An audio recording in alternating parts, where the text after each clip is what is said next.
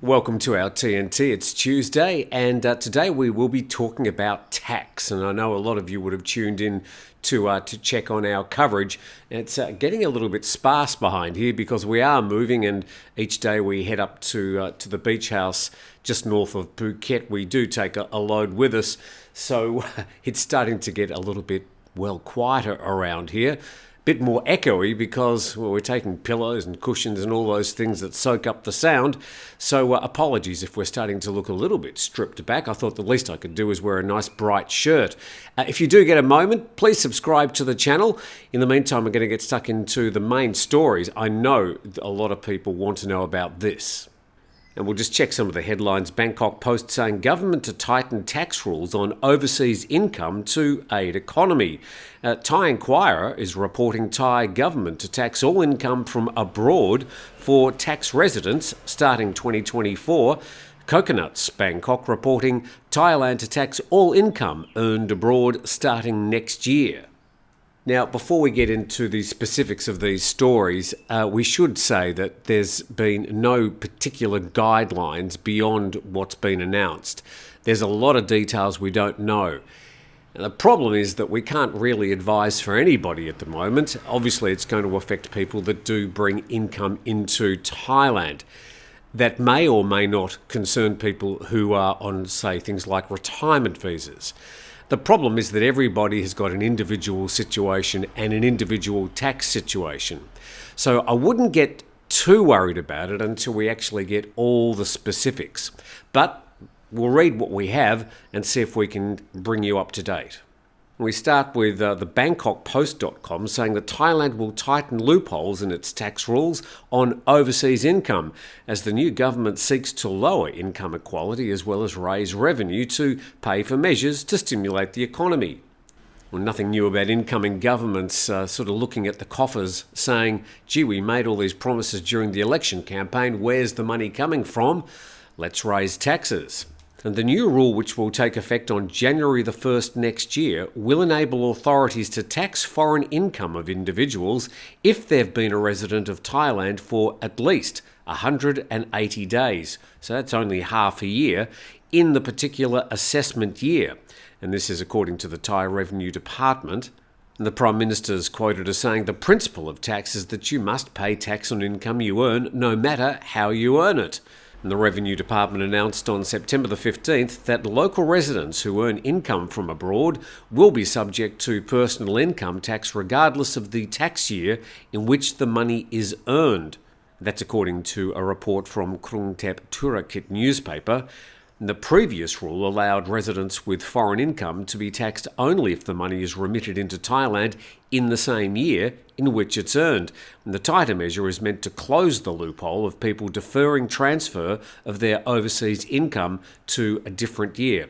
Now, I know we're starting to get into specifics here, and I do realise this is going to affect quite a lot of people. But as I said, let's wait until we've got specific information in front of us so you can assess your personal situation. We now go to coverage in ThaiEnquirer.com. It says a senior officer of the Ministry of Finance confirmed a document released by the Revenue Department over the weekend was accurate. And according to the document, those that have earnings from occupation or business abroad or wealth that's located abroad and has brought these assets into Thailand must factor this into their personal income tax for the year. And the program will begin January the 1st next year and apply only to tax residents in Thailand. Only tax residents. So are you registered for tax in Thailand? If not, perhaps this doesn't concern you. It says meaning tourists and short-term workers will be exempt. And also exempt will be those who have been taxed in a foreign country that has a standing double tax agreement with Thailand. Now, we'll get to those countries in just a moment, but the concept being that if you've already paid tax on income in one country, you don't pay it here in Thailand. But we'll get to those countries in a moment. And it's unclear at this point how this will apply to foreigners living in Thailand on a retirement visa. Again, everybody's going to have an individual situation. Let's wait for the details. But we're going to head to some more coverage. This from coconuts.co. And the document states that under Section 41 of the Revenue Code, my eyes are starting to glaze over already, people who have assessable income due to work or business activities abroad or assets located abroad in a previous tax year and have brought this assessable income into Thailand in any subsequent tax year are obligated to calculate and pay taxes on the income under Section 48 of the Revenue Code in the tax year the income is brought into the country. Just grabbing a breath. Luckily, Coconuts have sort of briefed that for us. They said the gist is this: if you earn money abroad, bring it into Thailand, you pay income tax on it, even if you earned that foreign income in a previous tax year. And the Coconuts.co article finishes by saying it remains to be seen whether individuals who have already paid taxes on their income in the foreign country would be subject to double taxation on that income in Thailand. Thailand already has many double tax treaties with foreign countries to prevent double taxation, and it's expected that those treaties would continue to be honoured under the new system where exemptions or benefits are available. In an earlier story, it was saying that those people will be exempt. Let's just check some of those countries, and it starts with Cambodia, Armenia, Australia, Austria, Bahrain, Bangladesh, Belarus, Belgium, and it goes on and on. There's a lot of countries with which Thailand has a double tax agreement. I'm interested in one particular country. Let's see, the United States of America. So, of course, like everybody else, I was wondering how it may affect me. Now, I do get paid by YouTube, not a lot, but I was wondering what's going to be my tax situation. Now, as it happens, to be paid by YouTube, I had to register as a United States taxpayer. So, Google, who owns YouTube, already takes some of my income out as tax before it's sent to me here in Thailand. So, I understand my personal situation as regards that particular income is I won't be re-taxed here in Thailand. But again, we'll have to wait for the specifics.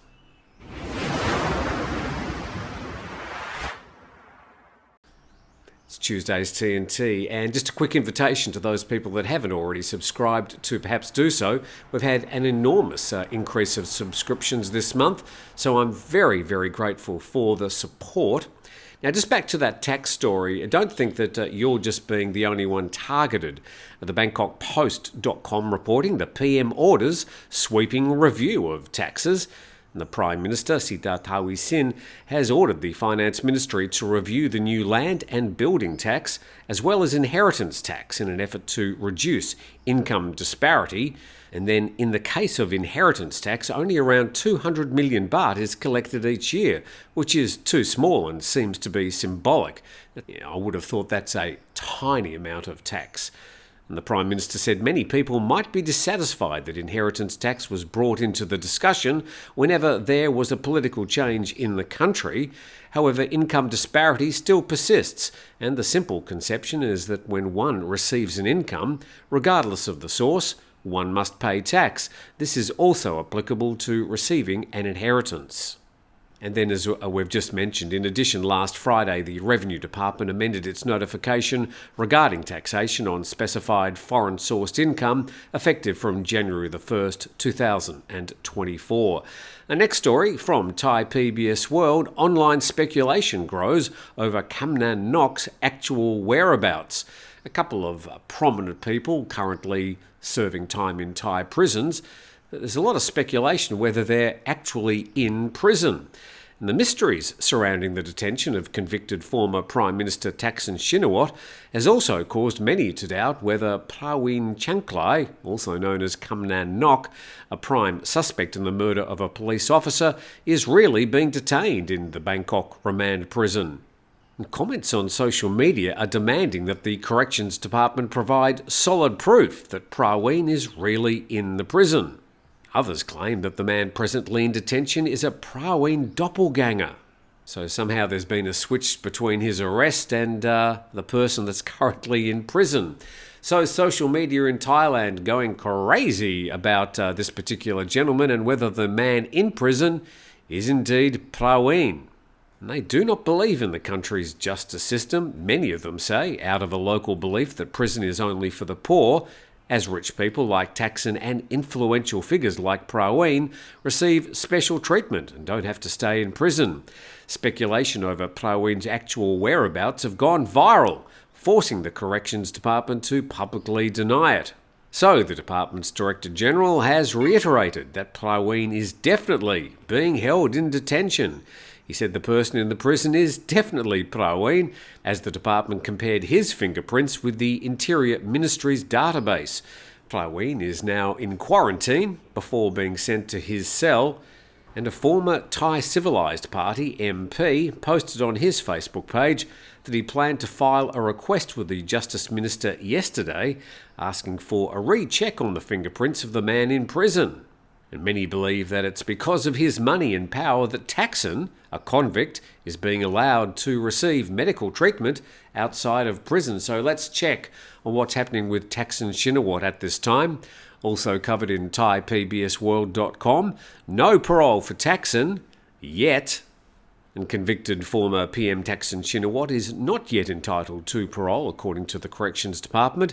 He dismissed as untrue report that Thaksin, whose prison term was reduced from 8 years to 1 year by a royal commutation, will submit an application for parole, citing his age and serious illness. But apparently he must remain incarcerated for at least 1/3 of his jail term, or at least 6 months, whichever is the longer.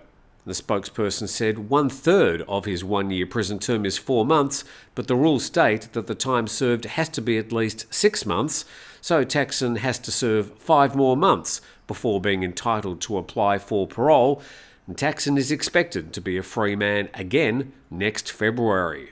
So Thaksin Shinawatra currently being treated in a police hospital in Bangkok. Thaksin was a former policeman. People saying he's getting VIP treatment there. There's only one person that could actually tell us, well, probably a couple, unless somebody can get a camera into Thaksin's room. Nobody's going to know. And big thanks to 5 Star Marine for their ongoing support. Now, they've got a link in the description below if you'd like to take advantage. Like a day like today, it would be perfect. Offshore, bright sunshine, very light winds. I'm tempted to go out myself, but there's usually no room. If you'd like to go out on a 5 Star Marine boat on a bespoke charter tour, a link in the description with a special discount for TNT viewers.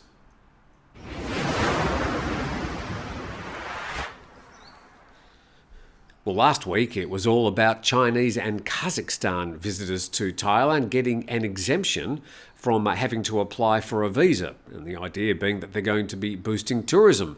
But a lot of people were saying, what about Indian people? They still have to apply for a visa. BangkokPost.com reporting that Thailand eyes India to boost tourism recovery. And the Prime Minister is eyeing holidaymakers from India to boost tourism days after the nation unveiled visa waivers for traveller from China and Kazakhstan starting next week. And Mr. Sept said he plans to make a trip to India this year to meet his counterpart, Narendra Modi, and discuss increasing flight frequency between the two countries. He says there aren't many incoming flights from India yet due to internal politics. Just noting there are quite a few direct flights from 4 cities in India into Phuket every day. I imagine the same in Bangkok. Air India, the former flag carrier, is in the midst of renewing its fleet and may or may not readily have enough jets to deploy en routes to the kingdom should Thai Air be allowed more services to India. And the country may consider other measures to boost Indian tourist arrivals, such as offering tax exemption on jewellery. Down the bottom, as Indian tourists can already easily obtain Thai visas, a waiver of this requirement may not be necessary. Well, it's exactly the same process for Indian, Chinese or Kazakhstan visitors. Not sure why it's easier for Indian people to apply for those visas.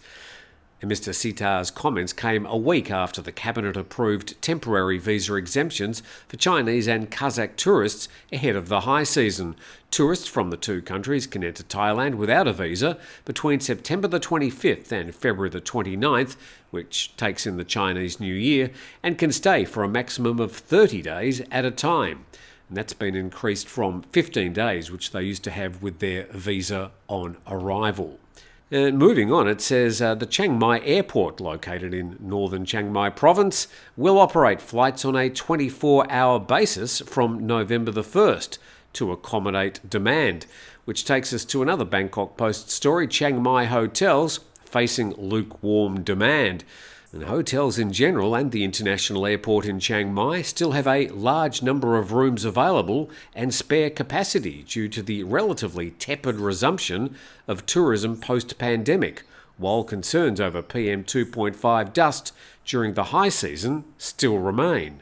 Given the amount of media coverage, including on this channel, of the problems with that PM 2.5 dust and the smoke that just consumes the area for 3 or 4 months at the start of every year, it's going to be hard to attract tourists during that time, given that a lot of residents try and get out of the area at that time for the same reason. And Chiang Mai International Airport is preparing to extend its operating hours to 24/7, starting from November. And they're hoping to attract flights, especially carriers from China, South Korea and Japan. Airports of Thailand reported that the bottleneck which caused congestion at the airport was at its passenger terminal rather than the flight slots, which still allow the airport to be able to host 25 flights per hour. So you got one lot of people saying, well, we need to open the airport 24/7.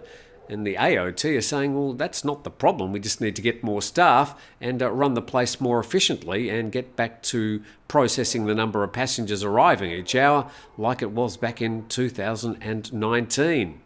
And the second paragraph there, Chiang Mai has around 26 international flights per week, but this has dropped to 10 per week, or less than 50% of the level seen in 2019.